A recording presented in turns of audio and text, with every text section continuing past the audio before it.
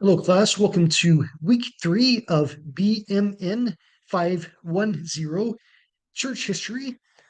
Before we get started with the lesson today, I want to go over some suggestions for your paper topics. So let me open that.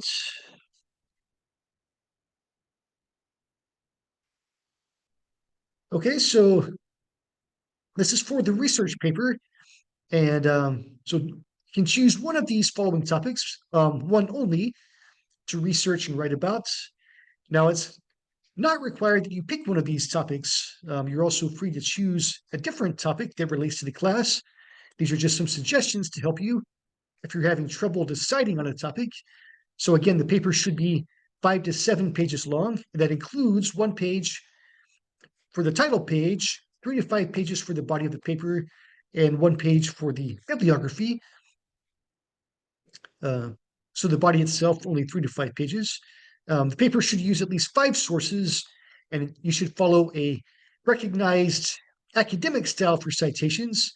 I recommend Turabian style. You could also use Chicago or APA or MLA. I think there are some other ones as well, but those are the ones I'm familiar with. And Turabian is what I'm most familiar with. So the paper is due the final week, week 10. So this paper is one of the course requirements, gives you 20% of your grade.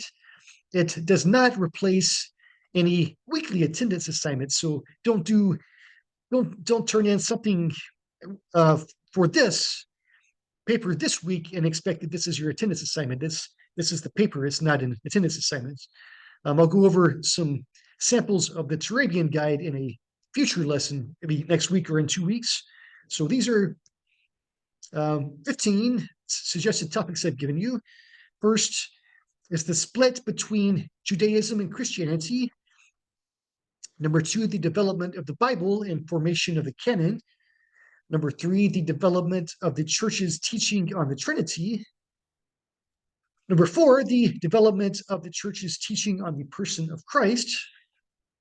Number 5, discuss one of the early heresies or fringe movements, such as Docetism, Montanism, Adoptionism, Gnosticism, Arianism, Nestorianism, Monophysitism, Donatism, or Pelagianism. All right. Next, or number 6, discuss one of the important figures in early or medieval Christianity, such as Irenaeus, Tertullian, Clement, Origen, Augustine, Anselm, Peter Abelard, Francis of Assisi, Dominic or Thomas Aquinas. Number 7, the split between Eastern Orthodox and Roman Catholic churches. We'll talk more about that one today.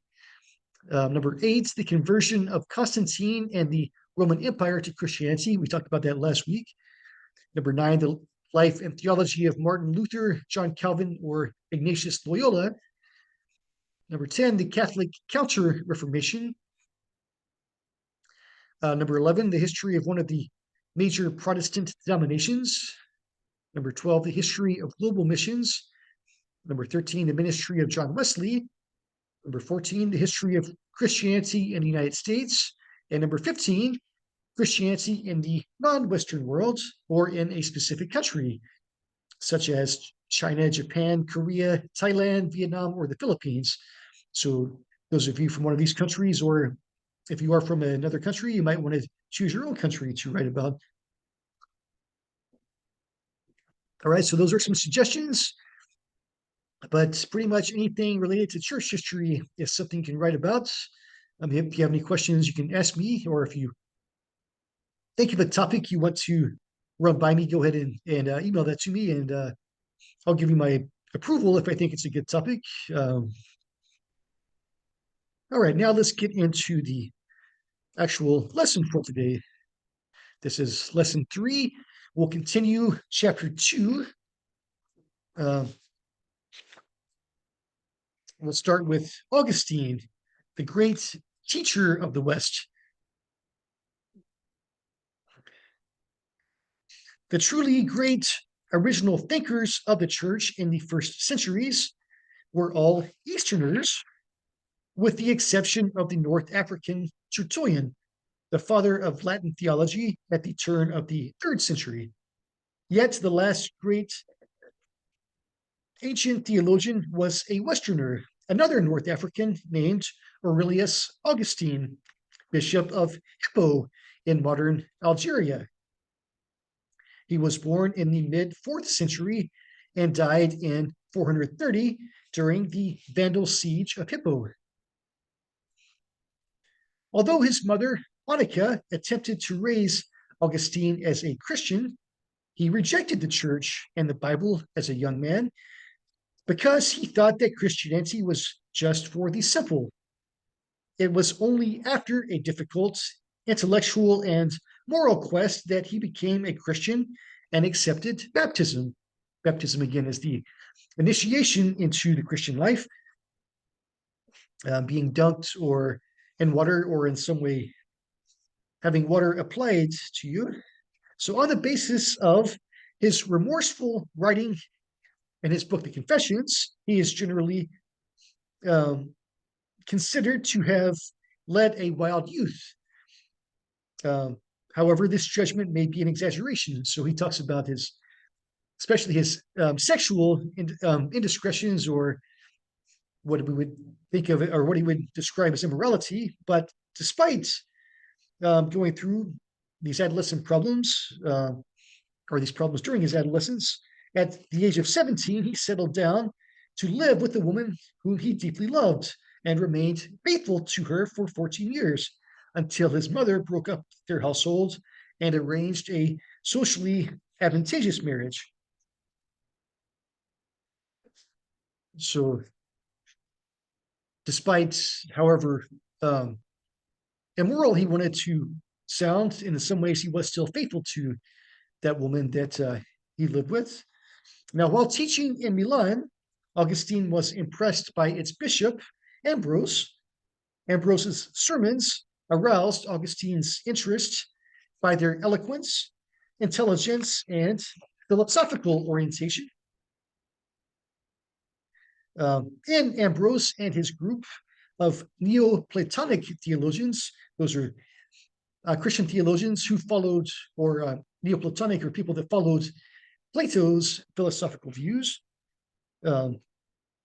Augustine found a form of Christianity that was worthy of his intellectual respect, and he was converted both to Neoplatonic philosophy and to Christianity. He was baptized and returned to his native town in Africa, forming a semi-monastic philosophical community. Contrary to his wishes, he was forced to become presbyter in the nearby city of Hippo, and 5 years later, he became bishop of Hippo. His responsibilities involved him in the thought of the church, making him a theologian and intellectual leader within Latin-speaking Christendom. That's, again, the word for Christian society or Christian civilization. He also wrote an immense amount of books as he addressed all the theological and ecclesiastical issues of the day. He wrote numerous books to explain Scripture. We call those commentaries or expositions of Scripture, and also a large work to explain the Trinity, the teaching that God is 3 in 1. His other writings focused on controversies current during his time. The most famous of Augustine's works are his Confessions, the first spiritual autobiography, and his City of God, a series of reflections on humans' social existence and human history. The writing of City of God was prompted by the fall of Rome into the hands of barbarians in 410.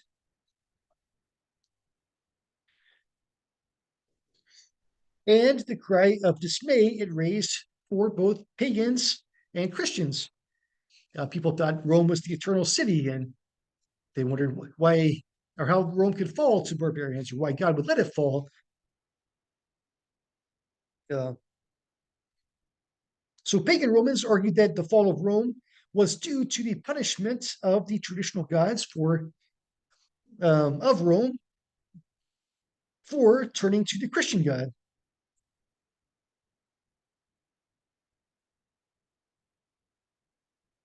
In response, Augustine wrote to give a more realistic perspective on history as a story of violence and disasters, conquests, and defeats.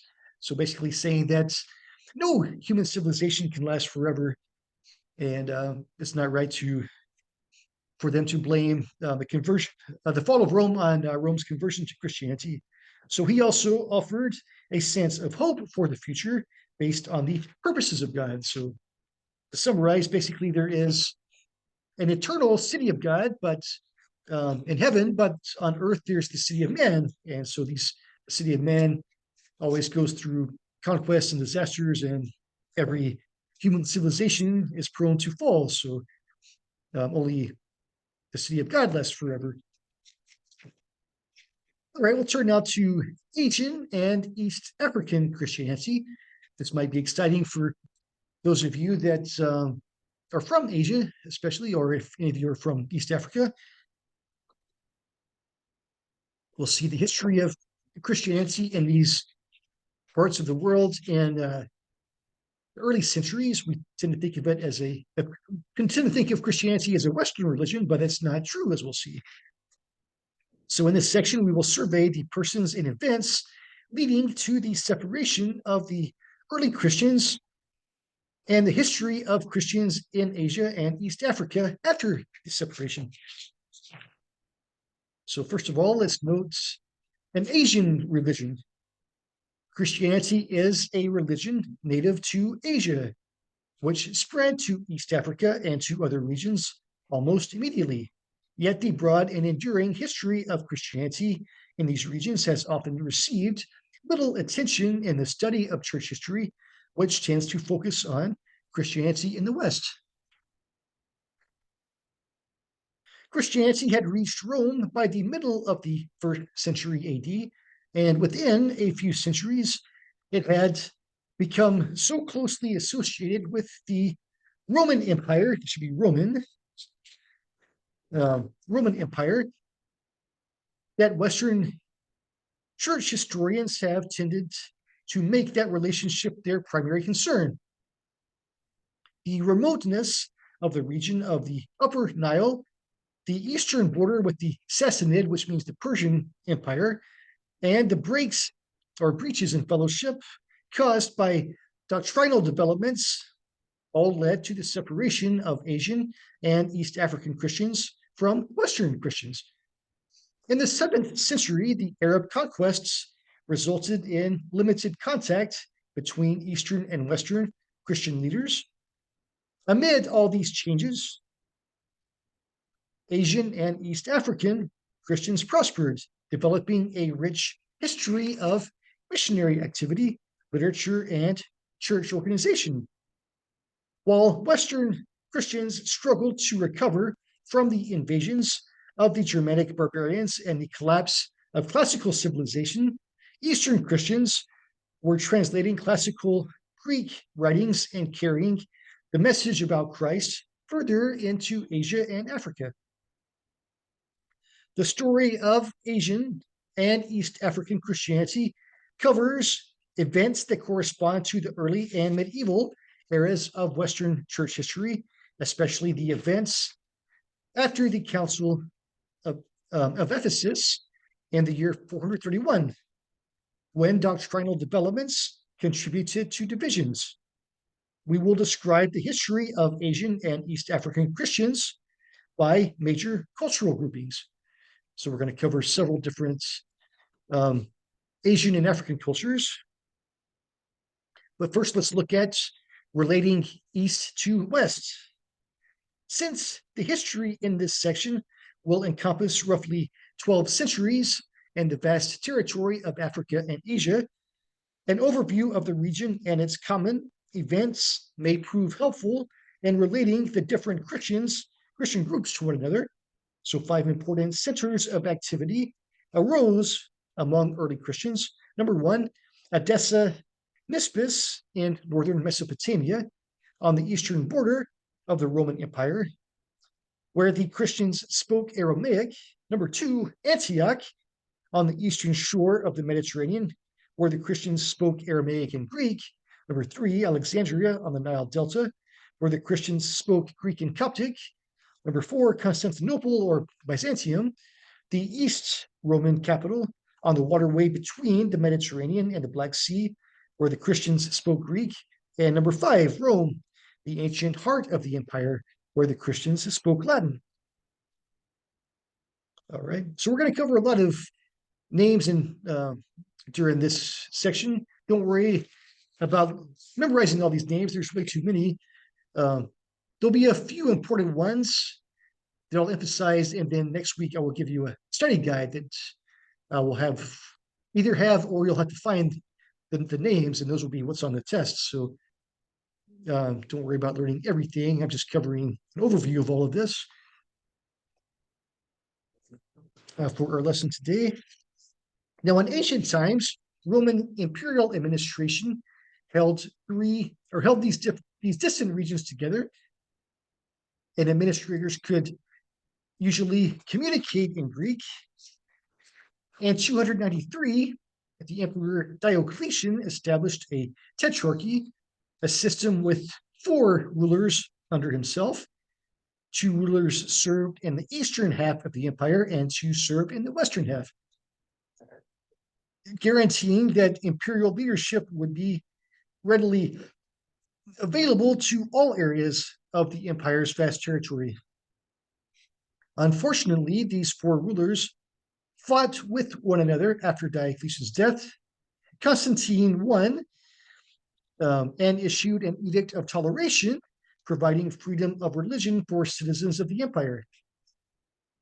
In 330, Constantine established Constantinople as its capital. We talked about that in previous weeks, moving the capital eastward to the point where the European and Asian continents divide to make the capital more central and both ends of the empire more manageable.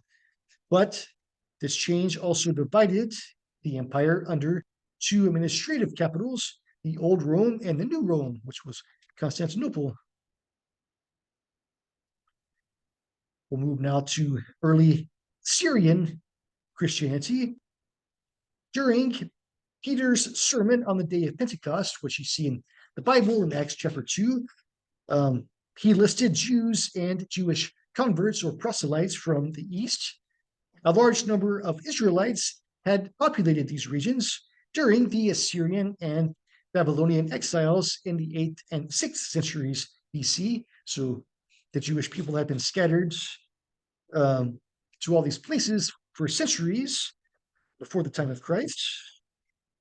Acts describes these gathered people coming to faith in Christ and receiving baptism.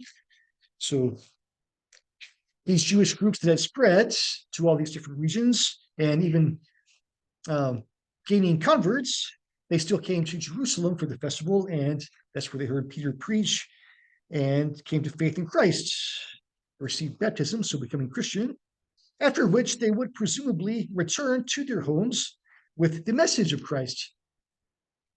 In his letter to the Galatians, the Apostle Paul also describes visiting Damascus, Arabia, Syria, and Cilicia after his conversion to Christianity.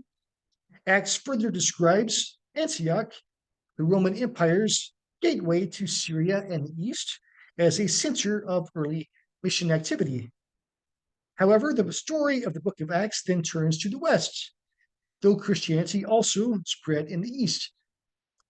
The Aramaic dialect, which was the native language of Jesus and many Jews, near Edessa, came to dominate the regions of North and East Israel, and it eventually became known as Syriac. The language became known as Syriac. So an early collection of Christian poetry and hymns demonstrate the strength of Syrian Christians in the 2nd century AD. That is an early Christian writing of hymns. Let's turn to the Council of Ephesus. The story of Syriac Christianity is closely connected to the early ecumenical councils, in which theological and imperial decisions had enormous effects on the thought and fellowship of Syriac Christians. Nestorius lived as a monk at Antioch and became well known as an excellent preacher. In 428, Emperor Theodosius asked him to serve as the Bishop of Constantinople, the capital of the Eastern Roman Empire. He agreed, but soon became involved in a controversy over the two natures of Christ, arguing for a separation between Jesus' divine and human natures, and opposing the practice of referring to Jesus' mother Mary as the God bearer. And we talked about that last week. In 431, the Council of Ephesus condemned the teaching of Nestorius, and he was exiled. Although Nestorianism was suppressed in imperial regions, it flourished beyond the eastern border of the empire, in the regions of modern Iran and Iraq, where the Church of the East would carry on an independent existence and far-reaching missionary activities. And I've actually attended a Church of the East, known as the Assyrian Church of the East. There is one somewhere around Encino or Tarzana that I attended several years ago. One time, it's always been my goal to visit lots of different kinds of churches. So when I found that church, I went to it. Well, let's turn now to the Church of the East. All right, we'll talk more about that. After Nestorius was exiled, East Syrian Christians began to focus on their heartland and let go of connections to Antioch and imperial Christianity, meaning the Christianity of the Roman Empire. Ibas, the bishop of Edessa, was supportive of Nestorius. As a consequence, the Council of Ephesus deposed Ibas in 449, attempting to remove Nestorian influence. However, the Council of Chalcedon reinstated him in 451. The next bishop of Edessa, Nonus, preferred Monophysite views, which we'll talk more about later, and this increased local tensions. So again, don't worry about all these different names and places, but I do want you to know some of the major ones. Nestorius is one. The Monophysite view is another, which that's associated with Eutyches, as we'll get to his name later in the lesson. So if you learn just those terms, Nestorian and Monophysite or Eutyches, but don't worry, or maybe know also the terms Church of the East and Monophysite, or maybe some of the other branches we'll get to of the Monophysite type of churches. Now, the school of Edessa flourished despite the Roman Empire's suppression of Nestorianism, because it was difficult for the empire to enforce its concerns on the frontier. When Emperor Zeno ordered the closing of the school, Narsai, who was the head of the school, fled from imperial territory and reestablished the school in Nisibis.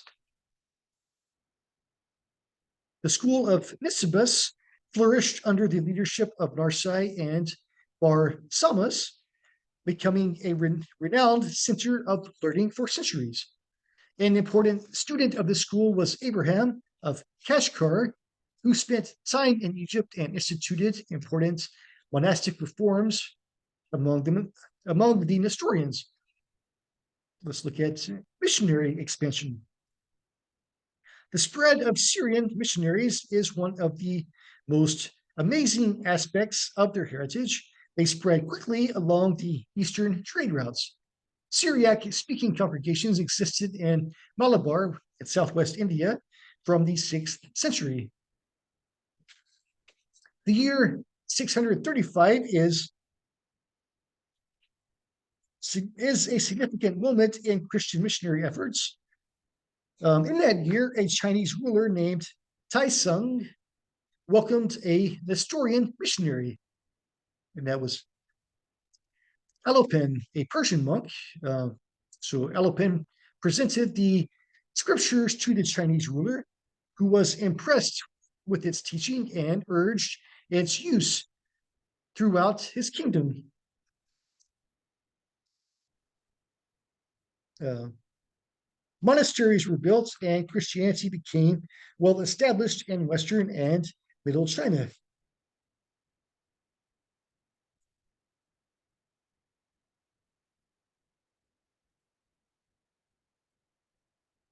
Around the same time, Arab armies crossed the western border of the Sassanid Empire, again, that is the Persian Empire.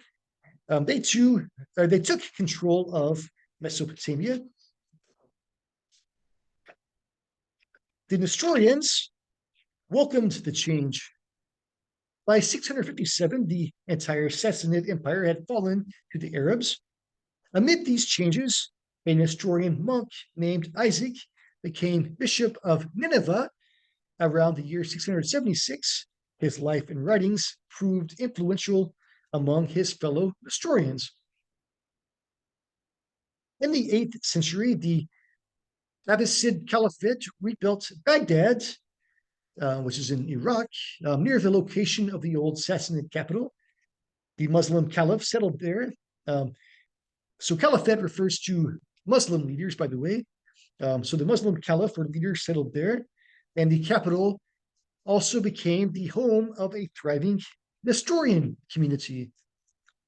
The height of Nestorian achievement took place under Timothy I, patriarch of Baghdad. So that means the spiritual leader of that area.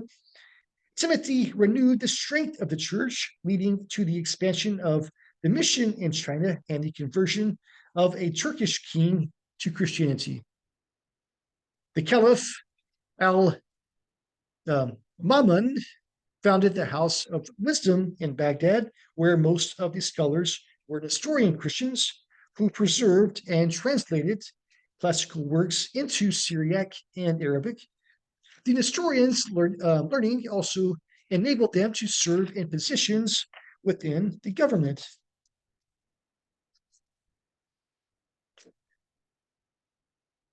Let's look at opposition and decline.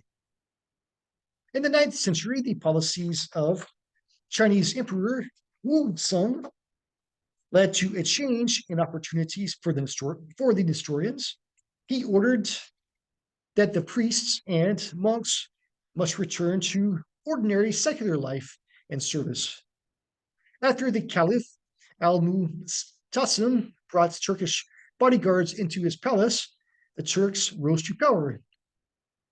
As Muslims benefited from the training they received from their Nestorian teachers, they began to take positions of leadership in government that had previously belonged to Christians. The Christians became unnecessary to their rulers and fell out of power. The Arab Empire also broke up into smaller regional kingdoms, leading to increased rivalries. When the Mongols invaded in 1220 to 1260, they were at first favorable toward Christians. Hulagu Khan ended the Islamic Abbasid Caliphate, and it appeared that Christians would gain enduring security under their new rulers. However, in 1295, Mahmud Ghazan killed his brother to become sole ruler. Ghazan converted to Islam, and Christianity then began to decline steadily in the east. Later, the Turkish leader Timurlane took control from his Mongol lord and proceeded to conquer region by region with devastating results. He killed all who opposed him, whether Christian or Muslim. Christian communities suffered the most and nearly disappeared. The Church of the East survived in only the most remote regions. We'll talk briefly now about the Dhimma status. Before turning to the story of West Syrian Christianity, it is important to understand more about Christian and Muslim relations. Historical descriptions of Islam and its relationship to Christianity sometimes note that Muslim rulers were generally tolerant of their Christian subjects, so long as they kept the law and paid their taxes. Muslims introduced the dhimma, which means protected status, in the 7th century, following the Arab conquests. It granted certain protections to peoples of the book, which included Jews and Christians primarily, and also perhaps others who were expected to pay a general tribute as well as a poll tax. So this status considered Christians and Jews as inferior persons that adhered to inferior religions, even though they honored them as um, people that followed the teachings of the book. And they did have some commonalities in the religion, believing in the same essential God. Now, Islamic Sharia law systematized this status during the 8th and 9th centuries, which put certain restrictions on these non-Muslim groups. Enforcement of these restrictions would guarantee the decline of competing religions. Let's look now at violence against Christians. During the Arab conquests, violence between Christians and Muslims was common. Atrocities occurred on both sides. After the imposition of dhimma status, the violence subsided. In 732, Charles Martel and the Franks stopped the advance of Islam into Europe. 300 years later, Muslim and Christian tensions in Spain increased again. Muslims also pressed into the islands of the Mediterranean and southern Italy. Christians began to push the Muslims back as European kingdoms gained strength. In 1009, the Shia Muslim Caliph al-Hakim began to persecute Christians, Jews, and Sunni Muslims in his realm, enacting a more violent persecution than any Muslim leader had before. He destroyed thousands of churches and enforced a stricter status on Christians and Jews. He forced Christians to convert to Islam, and those who would not convert were urged to leave his realm. In 1076, when the Seljuk Turks conquered the Holy Land, or Palestine, they killed approximately 3,000 Christians and harassed Christian pilgrims or travelers who came to pray at the holy sites, the important sites of the Bible and the places where Jesus lived, was crucified, buried, and rose again. So this new violence and interference with long-standing pilgrimages alarmed the Europeans, who were also receiving requests for aid from Eastern Romans and Armenians. The instability of the region had devastating consequences for Christians. From the 8th century through the end of the medieval period, Christians experienced greater suffering, which led to decline in Asian and Egyptian churches. We'll talk now about Western Syrians and Chalcedon. So just as the East Syrian churches dissented from a general council, the West Syrian churches likewise dissented from another general council. So the West Syrians we tend to refer to as Nestorian, and the East Syrians we tend to refer to as Nestorians. The West Syrians we tend to refer to as Monophysite, or that group of churches are known as the Oriental Orthodox churches, which are separated theologically from the regular Eastern Orthodox churches.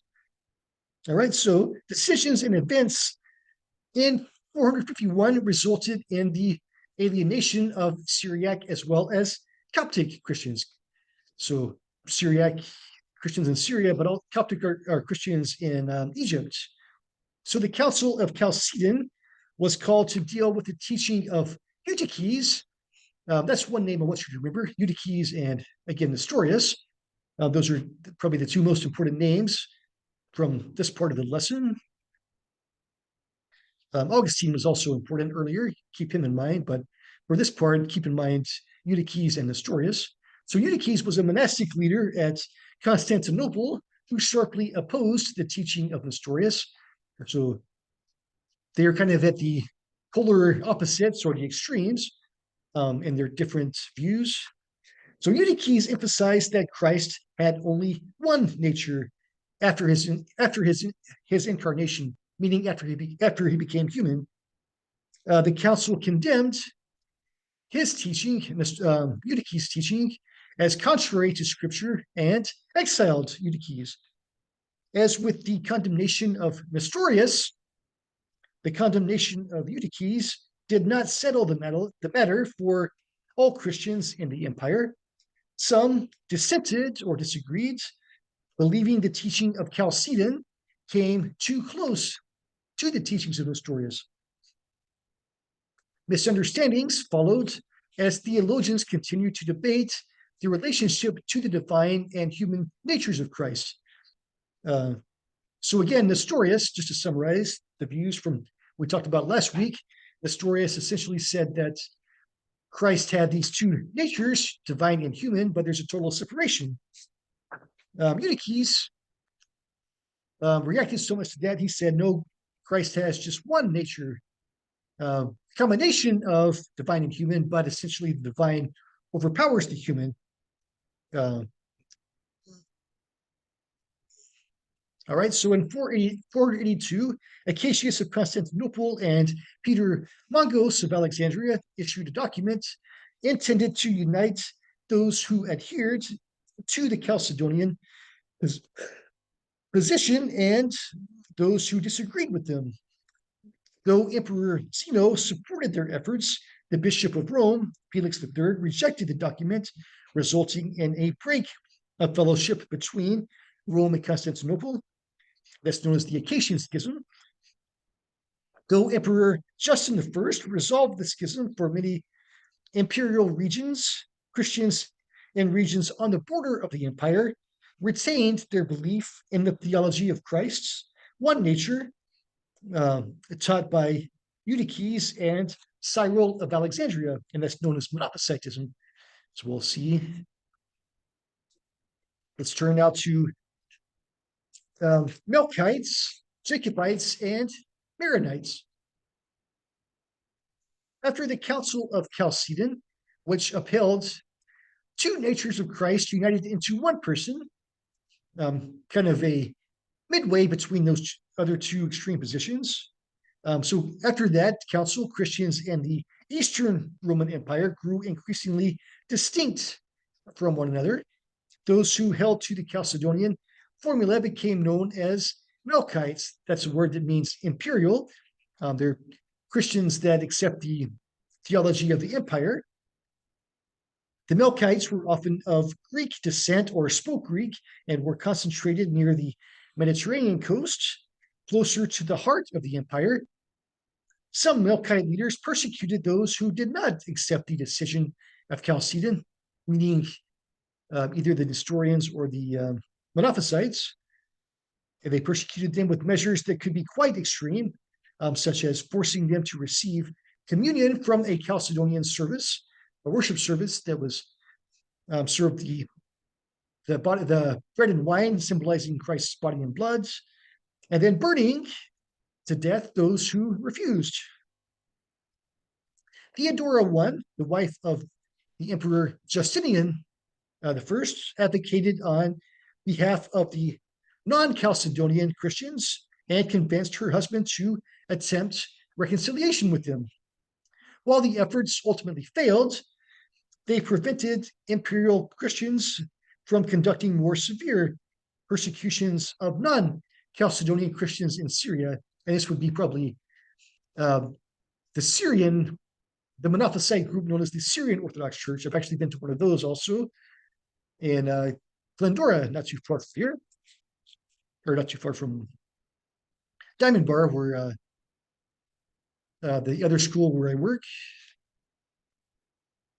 Now, among the Syriac-speaking Christians who held non-Chalcedonian views, there emerged a number of important leaders, such as Bishop Philoxenus of Mabuk and Jacob Laurentius.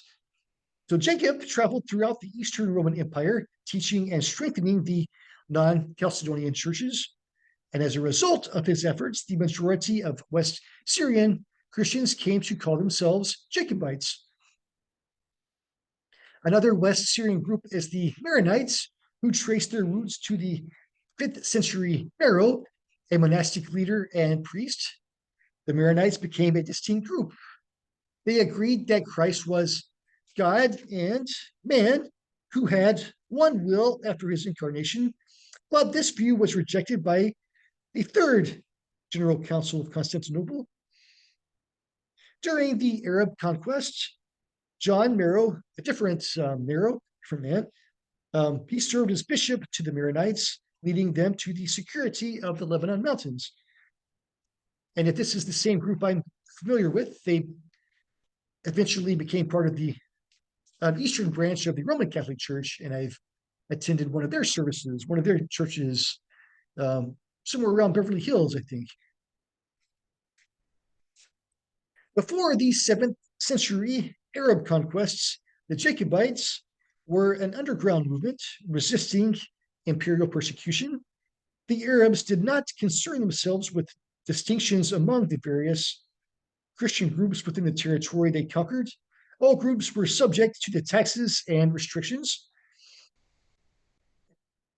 The new circumstances suited the Jacobites better than their experience under the empire's Chalcedonian Christianity, the Christianity that accepted the statement of the Council of Chalcedon. So they welcomed Muslim rule, and they actually prospered through missionary efforts. They had it better under the Muslims than they did under the other Christian groups.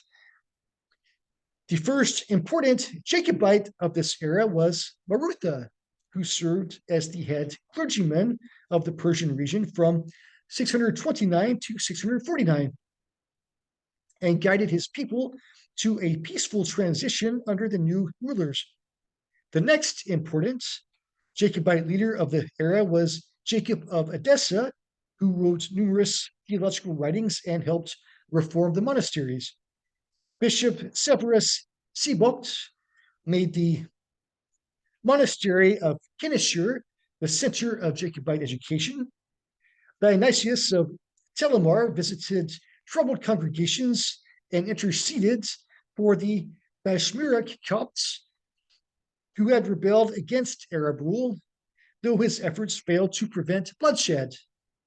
Jacobite Christianity later entered a period of decline brought about by changes in Muslim rule as new groups wrestled for power, and the Crusades further complicated matters.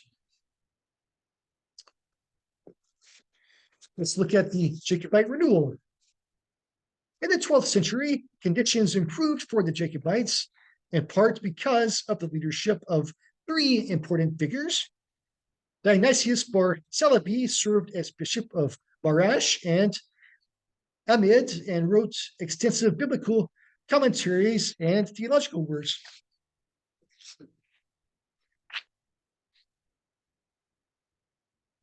Michael the Syrian was appointed the Jacobite patriarch at Antioch and wrote an important historical chronicle, including extensive lists of church leaders in eastern regions. The last of the great Jacobite writers was Gregory bar Hebraeus, who became a bishop in 1264 and lived at the monastery of Mar Matai near modern Mosul. He wrote extensively on theology, the Bible, science, and philosophy, as well as writing a history of the world to his own time. All right, now we turn to Armenian Christianity. And this is probably more familiar to those of us in the Los Angeles area. There are a lot of Armenians in Los Angeles, especially around Glendale and Pasadena, and there are Armenian churches, which I've been to one of these also. The story of Armenian Christianity takes us back to the earliest years of the church. The early church historian Eusebius provides evidence that Christians were in Armenia in the 2nd century. Armenian Christianity blossomed in the 4th century under the leadership of Gregory the Illuminator. a member of the Armenian royal family who was exiled at an early age and became a Christian while in Cappadocia. Upon his return, his teaching converted King Tiridates to Christianity, and the king then made Christianity the official religion. Armenia was the first nation to adopt Christianity as a state religion. That might be a good thing to know. I might ask you that on the test. So even before the Roman Empire converted to Christianity, Armenia adopted Christianity as a state religion. Gregory was then consecrated as bishop by the Metropolitan of Caesarea in Cappadocia. An important early council was called at Ashtishat in 365 by Bishop Nerses, the great-grandson of Gregory. Nerses changed pagan habits among the Armenians, firmly establishing Christianity throughout the nation by the middle of the 4th century. Trouble followed when King Pap sought to overturn the reforms of Nerses. He chose a bishop from a different noble family and had this bishop consecrated by Armenian church leaders, which made Armenian church leadership independent from imperial church leadership. In 396, Bishop Sahak I ordained as a priest Mesrop, who was commissioned with defending the people against heretical teaching. Mesrop decided it was necessary to translate the Bible into the Armenian language. He developed an alphabet, began translation in 404, and completed it by 433. And he also translated worship resources into Armenian. While the Armenian churches made important advances in the 5th century, they also faced the challenge of attacks from Persian Sassanids who sought to conquer the Armenian people and spread the Zoroastrian religion. This great struggle prevented the Armenians from meaningful participation in the great councils. When the churches of the Roman Empire debated and worked through the early Christological controversies, later a regional council affirmed the anti-Nestorian decisions of the Council of Ephesus, but did not approve of the teaching of the Council of Chalcedon. So the Armenians became non-Chalcedonian, and specifically Monophysite.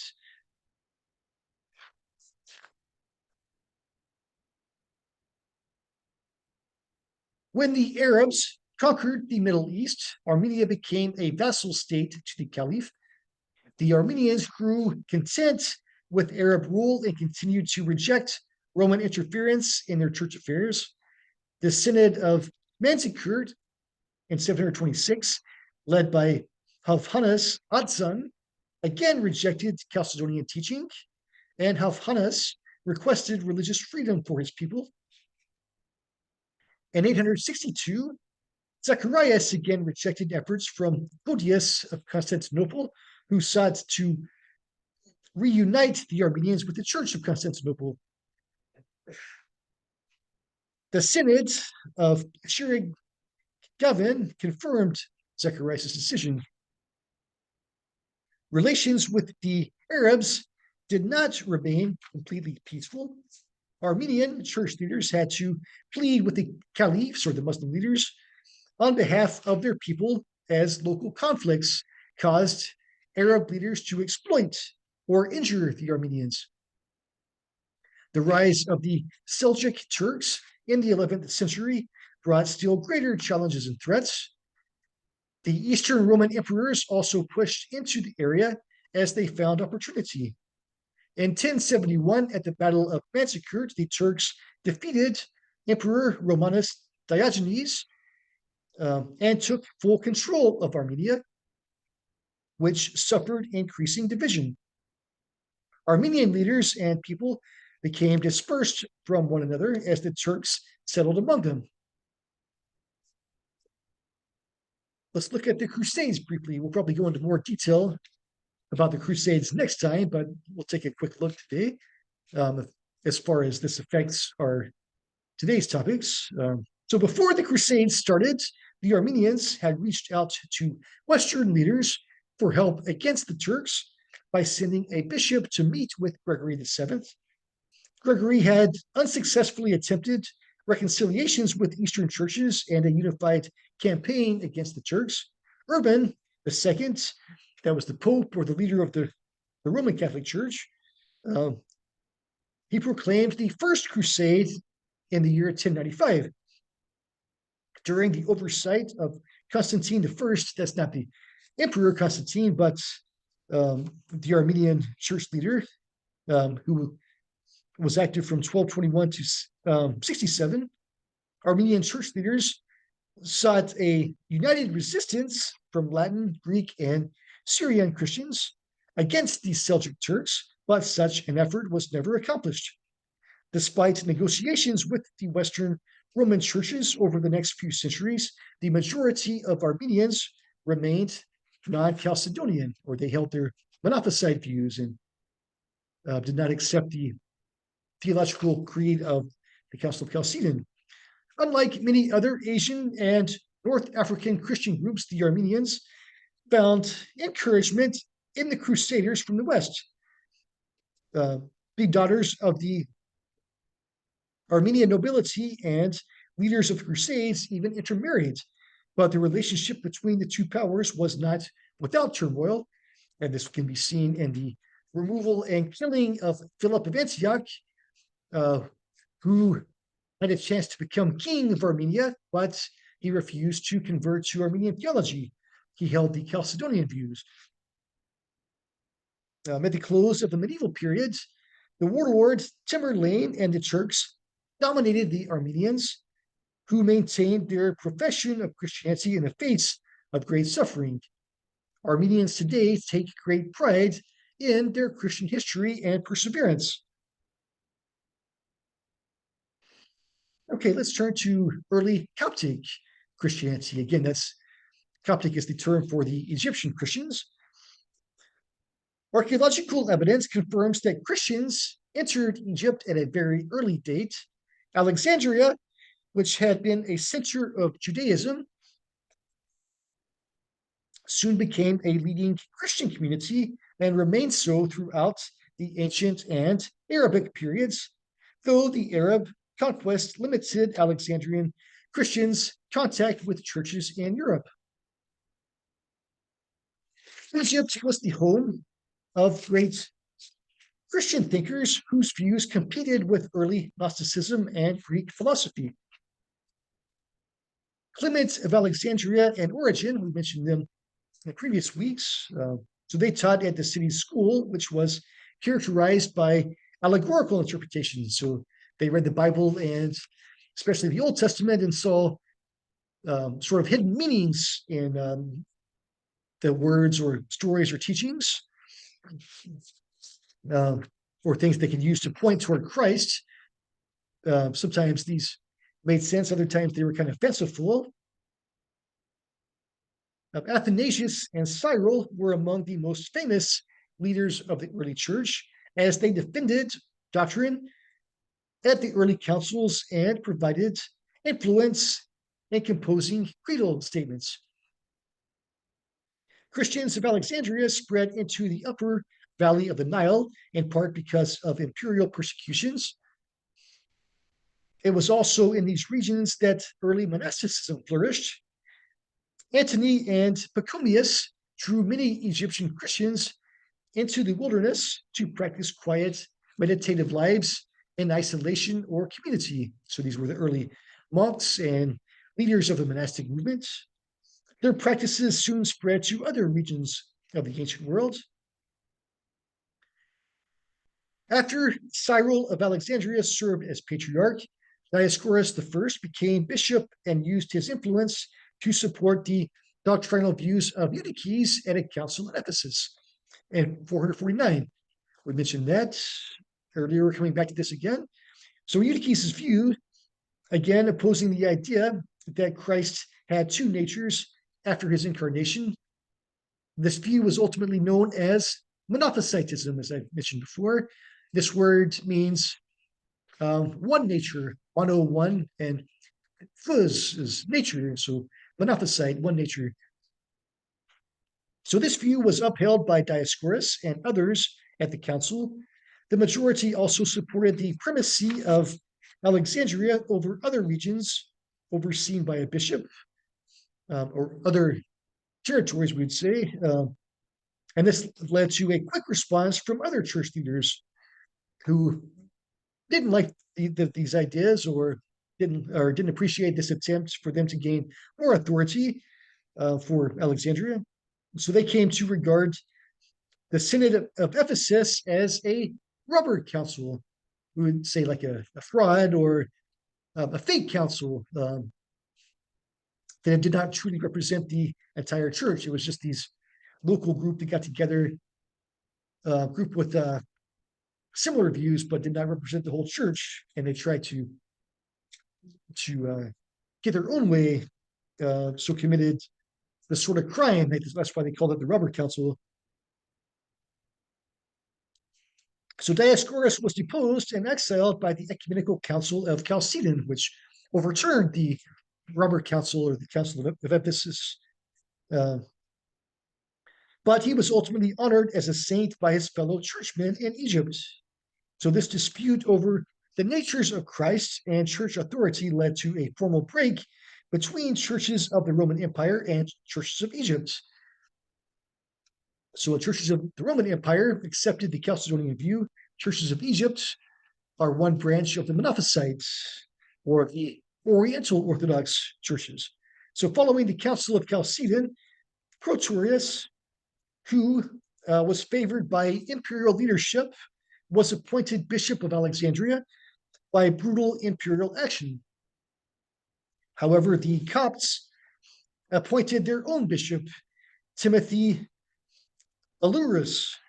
Christians in Lower Egypt were divided into imperial and local parties, imperial favoring the empire and local favoring their own regions and Monophysite views. Let's look at the imperial era. Christians who were loyal to the empire, again, these were known as the Melkites, continued to dominate Lower Egypt.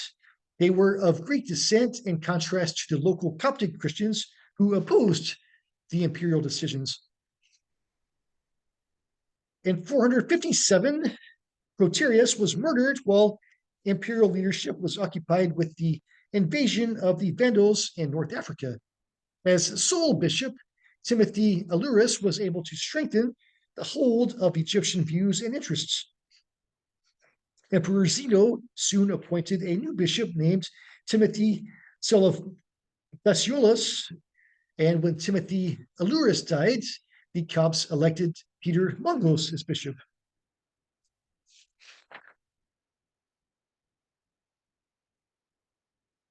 So in 482, Peter Mongos and Acacius of Constantinople sought a peaceful settlement to the schism with a document that reached back to pre-Chalcedonian creeds and affirmed the decision of the earlier councils. We've looked at that a little earlier.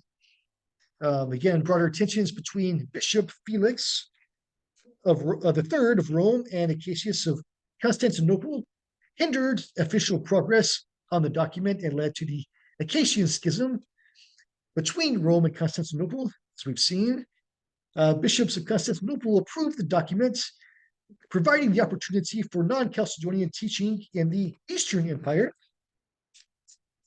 However, relations between Rome and Constantinople were mended under the leadership of Emperor Justin I, and Chalcedonian theology ultimately prevailed in imperial regions, though non-Chalcedonian views persisted in Egypt. Roman Emperor Heraclius sought to strengthen his position in Egypt and to suppress non-Chalcedonian views by appointing a new Alexandrian bishop, Cyrus, who brutally persecuted the Copts from, that should be 631 to 642, leading the patriarch Benjamin I to flee to the remote monastery of Thebaid. And now we turn to the Arab conquest. The collapse of the imperial forces before the Arabs in 640 through 641 shocked the people of Egypt. In 642, Alexandria surrendered to the invaders and accepted the status of being subject. However, the Muslim conquerors gained the favor of the native population when they allowed the return of their bishop, Benjamin I, who had been forced into hiding during Cyrus's leadership of Alexandria. The Arabs granted the Melkite Christians and Copts the same status, which secured stability, and the Copts paid fewer taxes to Arabs than they had to Romans. So again, they had it better um, under the Arabs than under the Arab Muslims than the Roman Christians. Increases in taxes by later rulers, however, led to discontent among the Copts. Rebellions between 739 and 773 led to brutal suppression, as did a later uprising around 830. Over time, the increasingly burdensome tax policy led to conversions to Islam due to convenience. In 969, the Fatimids invaded Egypt and established Cairo as an imperial center. Caliph al-Muiz showed special kindness to the Copts, as did his son. However, the next caliph, al-Hakam, brutally persecuted Christians, Jews, and Sunni Muslims, as we've seen earlier. When the Crusaders took control of the Holy Land in the 11th century, Muslim hostilities generally increased against Christians during the time of Cyril II, from 1078 to 1092. The Muslim ruler, Badr al-Jamali, requested that the Coptic patriarch move from Alexandria to Cairo to keep close watch on him and keep him away from the Crusaders. After the First Crusades, the Copts experienced varying degrees of suppression from the Abuyid rulers. During this time, the Coptic language fell into greater disuse, though it was preserved for use in the liturgy.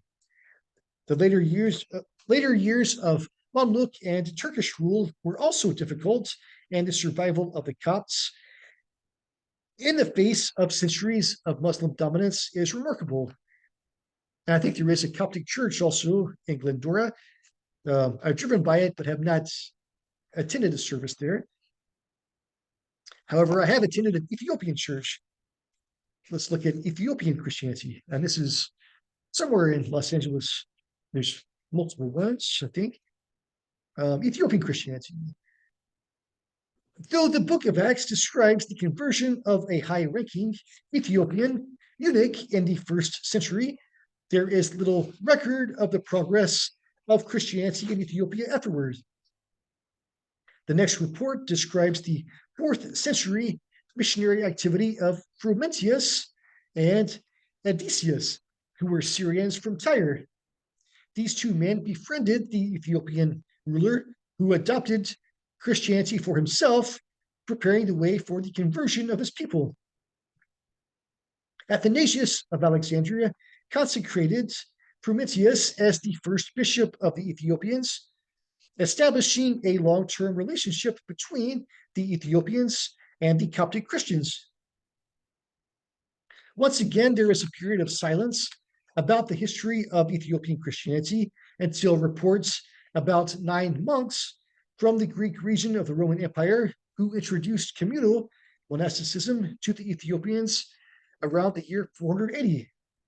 Numerous monasteries attribute their founding to these 9 saints. Later, kings in the 6th century spread Christianity through successful military campaigns in Yemen. The coming of Islam in the 7th century likely cut off the Ethiopian Christians from interaction with the Coptic and imperial representatives. Evidence shows that Muslims reached the interior of the country by 1006 or 1006. Yet the Ethiopian highlands provided an effective barrier against Muslim conquest. Almost nothing is known about the next 600 years until the Zagwe dynasty appeared in the years 1137 through 1270. During this period, rock-hewn churches were created. These are well known in Ethiopia. In 1270, a Solomonic dynasty was established, attributing its origins to the descendants of King Solomon and the Queen of Sheba. This is sort of a popular legend. There's not really much evidence that this is actually true, but it's what they believed, and probably what many Ethiopian Christians still believed, or still believe today. In 1441 and 1442, Ethiopian monks from Jerusalem traveled to Italy to witness the Council of Florence, where representatives discussed possible reunifications of Eastern and Western churches, which split, as we'll talk about, though these efforts did not have immediate success. So now I'm turning to we'll talk about Eastern Orthodoxy, somewhere between heaven and earth, and I'm using a different book for this section. This is chapter 16 of Bruce Shelley's book, Church History and Plain Language. I chose this. It's clearly written, so I think this will be easier for us to go through for this next section. So one summer afternoon in the year 1054, as a worship service was about to begin in the Church of Holy Wisdom, or Hagia Sophia at Constantinople, Cardinal Humbert and two other representatives of Pope Leo IX, the Roman Catholic church leader, entered the building and made their way up to the sanctuary. They placed an official papal document, or document from the Pope, known as a bull of excommunication, upon the altar and marched out. A deacon ran after him in great distress and begged him to take back the bull or the document, but Humbert refused. For centuries, Christians have considered this incident the Great Schism, or the Great Division between Eastern Orthodox and Western Catholicism, comparable to Martin Luther's attacking the 95 Theses on the church door in Wittenberg, Germany, leading to the schism between Protestantism and Roman Catholicism in the 16th century. We'll talk about that in a few weeks. The confrontation in Constantinople came only after a long and complicated process. So, of the three major divisions in Christianity today, Roman Catholicism, Eastern Orthodoxy, and Protestantism, the least known in the West is Eastern Orthodoxy, and most Christians in Europe and North America may think of Eastern Orthodoxy as a kind of Roman Catholicism without the Pope. Now, there are also as we saw, the Nestorian churches and the Monophysite churches that still exist, but they're much smaller and more scattered, so they're not one of the three major divisions that we see here, but they are closest, of course, to Eastern Orthodoxy. So we tend to think of, those of us in the West tend to think of Eastern Orthodoxy as like Roman Catholicism. But such an uninformed response is understandable, since Christians in the West generally start by asking the same questions about how people are saved, what the church is, and where religious authority lies.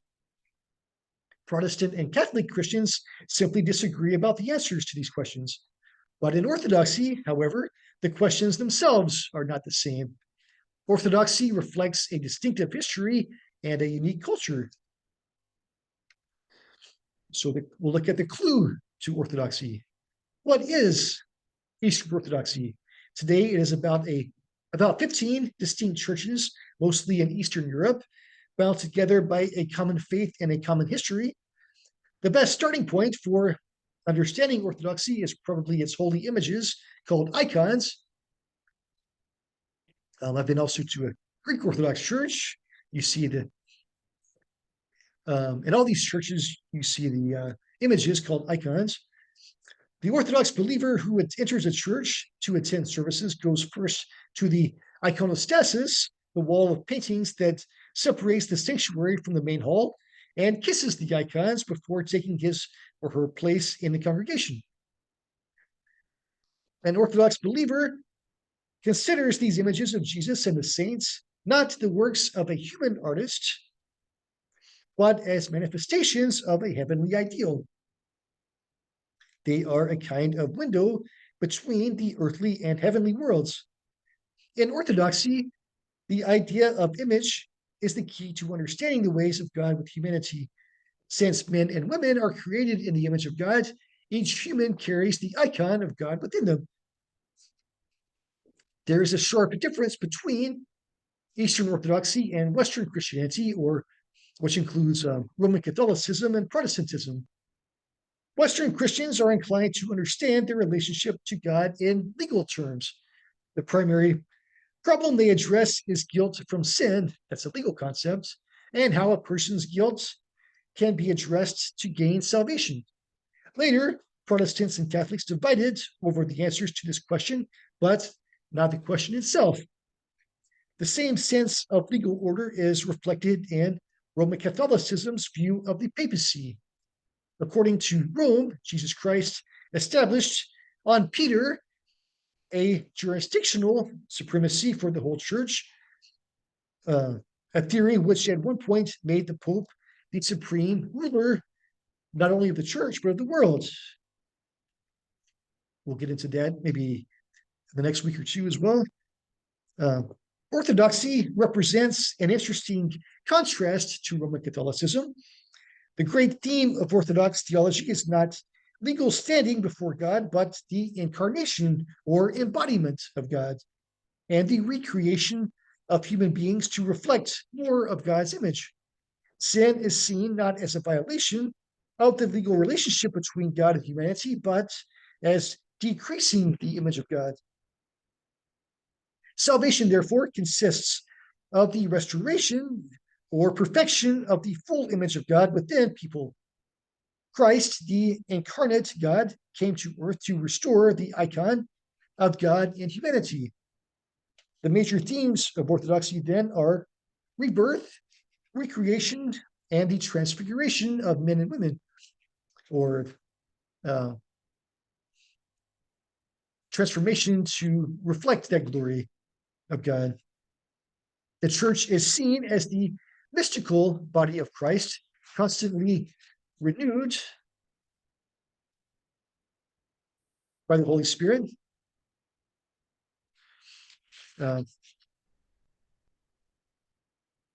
In which men and women are restored to the likeness of God.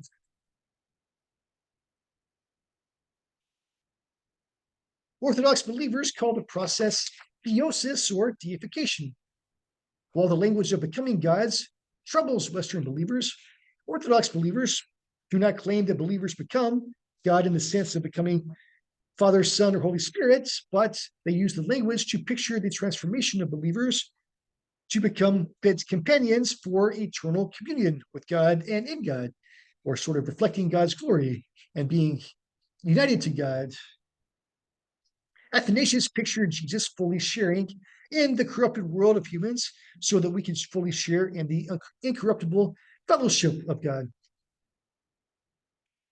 These fundamental differences were present in the churches almost from the beginning, but the distinctively Eastern Christian faith appeared first under Constantine. Constantine's conversion was vital for the development of Orthodoxy because he created for the first time an alliance between state and church, and he made purity of Christian teaching a central concern of the empire. Though some independent-minded Christians regard these changes as the beginning of an enslavement of the church by the state or fall of the church from its early practices, for Eastern Christians, Constantine remains the maker of the Christian world. Orthodoxy tends to view Constantine's reign as the climax of the Roman Empire. Rome had become a religious monarchy. The emperor served as the connecting link between God and the world, and the state was the earthly reflection of divine law. Let's look at God's will in human society.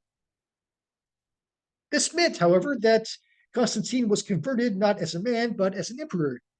Christ himself had authorized his power and made him the divine representative, binding the empire to himself. Given Christian fascination with the conversion of Constantine, The absolutism of the empire became an essential part of the Christian view of the world. Constantine believed in the state as the bearer of religion, directly reflecting and expressing the divine will for the world. Such a conviction remained a characteristic of Eastern Christianity. The symbol of the new era for the church and society was Constantinople, the new capital of the empire. During its history as the center of a thriving civilization, Constantinople was the home of the Eastern Christian tradition and center. Through the centuries, this mystical vision of Constantinople as a holy city broadened and deepened, but it undoubtedly originated with its first emperor. 50 years after the founding of the city, the religious significance was clear to all. The fathers of the Second General Council proclaimed that the Bishop of Constantinople held primacy of honor after the Bishop of Rome because Constantinople was the new Rome. Constantine discovered, however, that Christianity itself was divided and torn over differences in doctrine and practice, and was anxious that God would hold him personally responsible for these divisions among the Christians. So, thus, Constantine and the emperors who followed him made every effort to secure agreement about the Christian faith. So, Constantine, if you remember, was the one that called the first major council, the Council of Nicaea, and other emperors later were involved in other councils as well, or in other issues with the church and trying to resolve disagreements among Christians.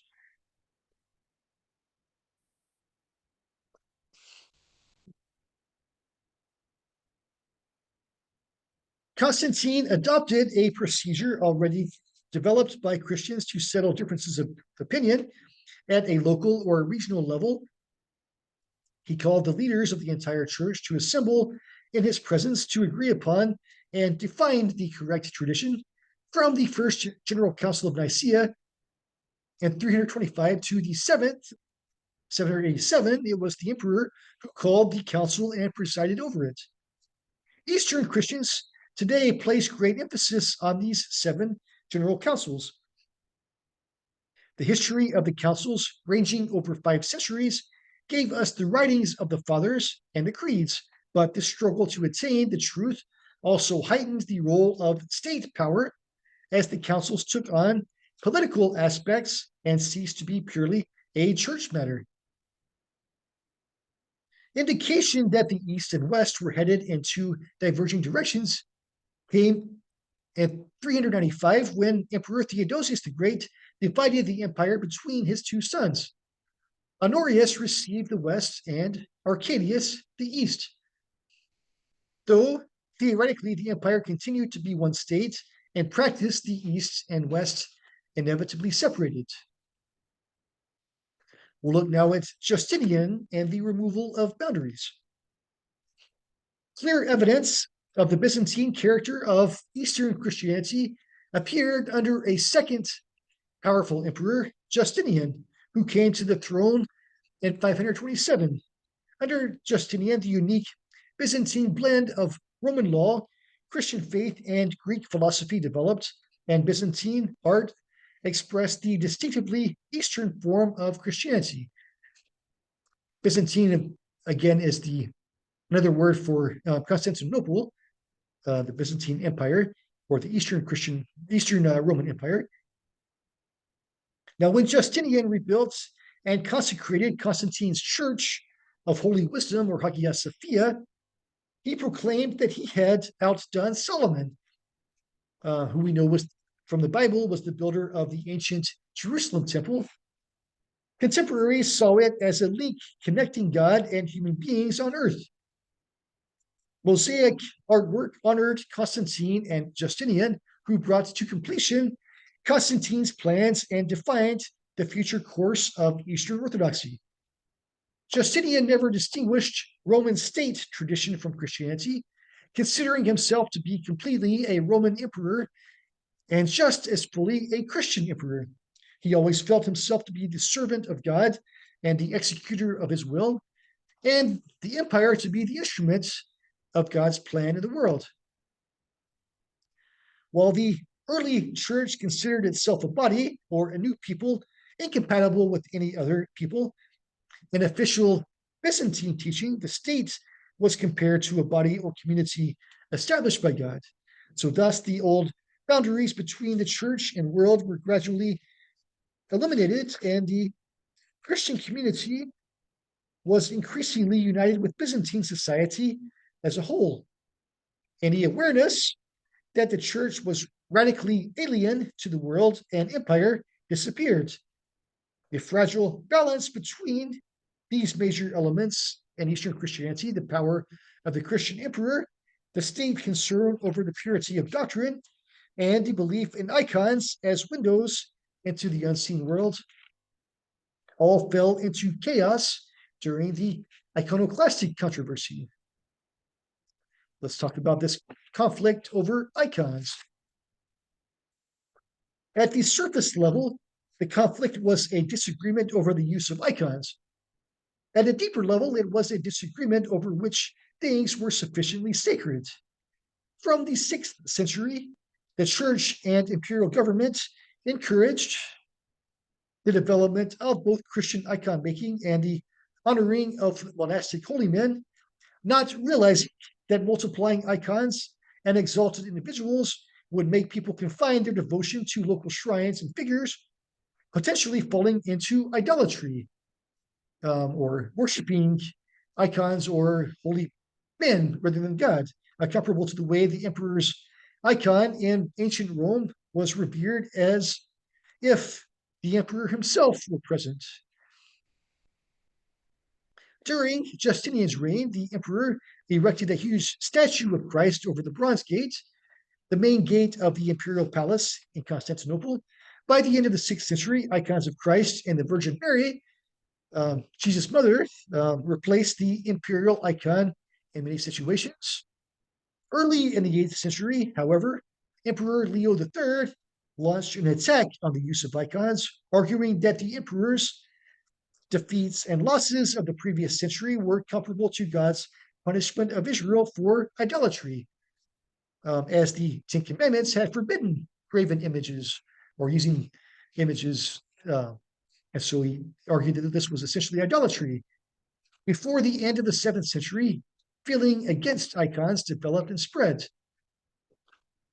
After successfully repelling the Muslim armies in their second major attack on Constantinople, Leo openly declared his opposition to icons for the first time. However, an angry mob murdered the official who was sent to replace the icon of Christ with a cross over the Bronze Gate. While the cross is still an image, it is not an actual image of Christ himself. So it was seen as preferable. Now, whole sections of the empire rebelled as icons were destroyed. The iconoclasts, that's a word that means the image breakers, wanted to replace the religious icons with the traditional symbols of the cross, the Bible, and the elements of the Lord's Supper, or bread and wine. In contrast, most of the monks and the uneducated public supported the icons.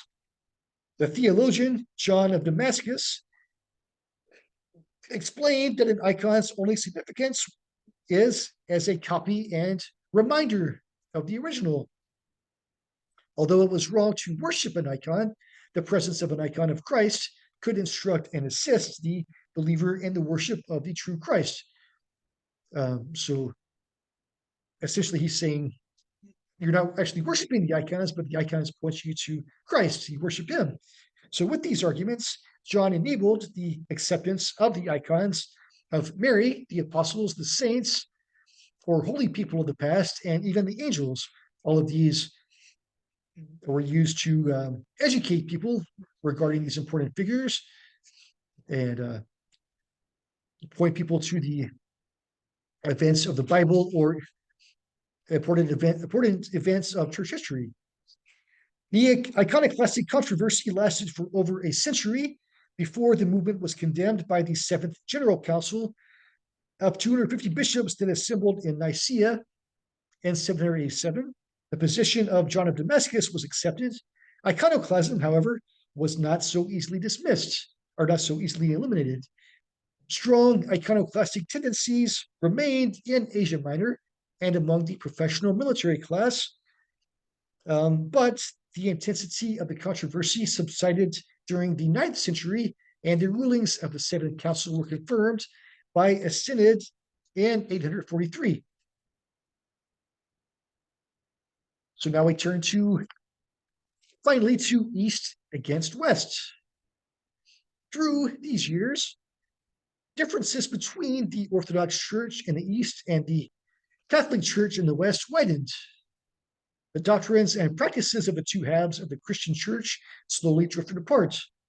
The Eastern Church protested additions to the creed made by the Western Church, insisted on different practices to celebrate the Lent season that led to the Easter holiday that celebrated Christ's resurrection, and disagreed over the type of bread to use in celebrating the Lord's Supper. Well, these were major issues for them, even though some of these may seem minor for us. But the official reason for the split was the Western Church's insertion of what's known as the filioque phrase into the Nicene Creed, which says that the Holy Spirit proceeds from the Father and from the Son. In contrast, the Eastern Church opposed this phrase, holding that the Holy Spirit proceeds only from the Father. In 1054, Pope Leo IX sent Cardinal Humbert to Constantinople to work out an agreement with the emperor. Though the emperor was willing, the Patriarch of Constantinople, Michael Cerularius, humiliated the papal party and provoked them into bringing the bull of excommunication to the Church of Holy Wisdom, as we talked about a few minutes ago. Over time, military losses and heresies wore away at the great empire of Constantine and Justinian. Attacks by barbarian hordes were followed by the spread of Islam. In the late Middle Ages, the original territories of Greek Orthodoxy were reduced to Western Turkey, the Balkans, and Cyprus. In 1453, Constantinople fell to the Islamic Turks. The Christian empire ended, and Christians looked to the Patriarch for political guidance. Today, out of the vast empire, only Greece and half of Cyprus are still Greek Orthodox. But Orthodox Christianity had expanded to the north with the conversions of Boris, the king of Bulgaria, and Vladimir, king of Russia. The envoys Vladimir had sent to investigate the Christian faith had been captivated by the beauty of Constantinople and the awe-inspiring worship service in the Church of Holy Wisdom, telling their master that they did not know whether they were in heaven or on earth. Over the years, Russia adopted the aesthetic beauty of Orthodox Christianity. Moscow identified as the leader of the Orthodox world and as a third Rome after the fall of Rome and Constantinople. Moscow saw itself as the third Rome. Kremlin is a reminder of the rich history of Eastern Orthodox Christianity. So when you see a picture of the Kremlin, you see that reflects the Eastern Orthodox Christian tradition. Okay, this concludes our lecture. For the primary text today, I've given you a letter from China by John of Monte Corvino. He is a missionary, a Franciscan missionary to China in the Middle Ages, and he talks about the mission work in China. He also had contact with Nestorian groups while he was there. He writes about that a little bit, so that's important to look at. That you can see how that reflects on very early mission work to China, much earlier than we typically think of, or than the later work that was more substantial. So that's the primary reading I give you. Those of you from China will be interested to know, hopefully, about the spread of Christianity in your homeland. For the assignment for this week, please write 1 to 2 paragraphs, 1 page maximum, to answer what is a main idea you took from this week's lecture. And if you want some extra credit, then you can write another 1 to 2 paragraphs or 1 further page maximum to briefly describe in your own words what you learned about the missionary work described in John of Monte Corvino's letter from China. So please send your assignment to me the next week or so. Hope you all have a good week. Take care and